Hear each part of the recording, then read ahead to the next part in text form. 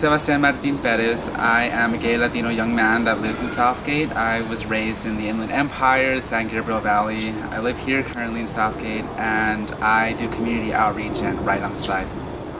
I was raised by 6 women my whole life, and there's clearly going to be a lot of jokes about what kind of masculinity that's going to instill in me, or lack thereof, right? I gotten that my whole life.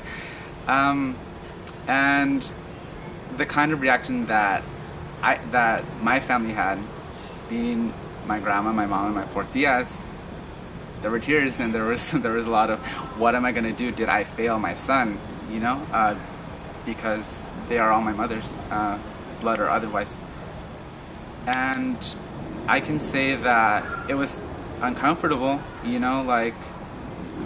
I being the only son of my mother, raised by these women who didn't have kids, aside from my grandmother, right?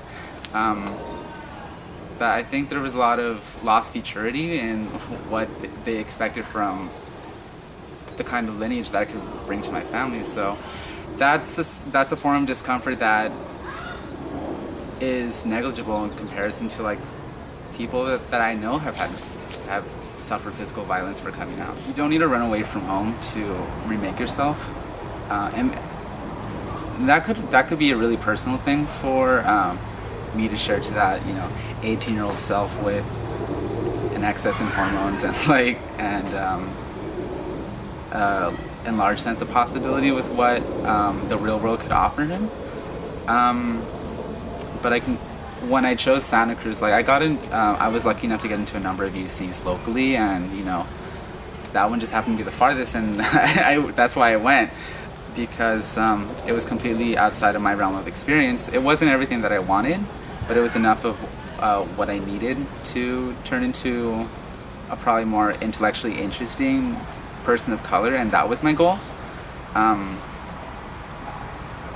But I ran away from home as an opportunity to say this life is not feasible for me, and it's a kind of, I'll be honest, white supremacist induced social injunction for me to get out of my hood, make it better, and never return.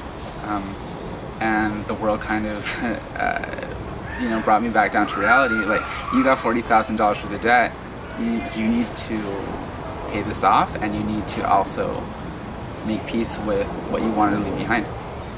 On the question of where this self-imposed burden comes from, I'll start by saying that it's hard to draw the line between self and society in that question, because a lot of these desires that I have for my life seem to be mitigated by the kinds of opportunities that are presented to me, some of which are valuable opportunities, and others are more familiar, feel like subjection.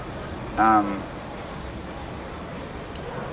I could say that I did have a lot of expectations for myself after I graduated from college, that a degree would bring me my own financial stability that, to be honest, the 6 women in my family didn't have growing up. Don't be afraid to say hi to that cute boy or cute girl, because if you were like me in high school coming out, you probably hated yourself for different reasons, and it's just so unnecessary, because there's gonna be a lot of factors that are already stacked against you. You got to start now, because as with hard work and all these other things that people tell you take time to master, so does loving yourself. And if you wait longer than you have to, you're just extending your misery, and you don't want to do that to yourself.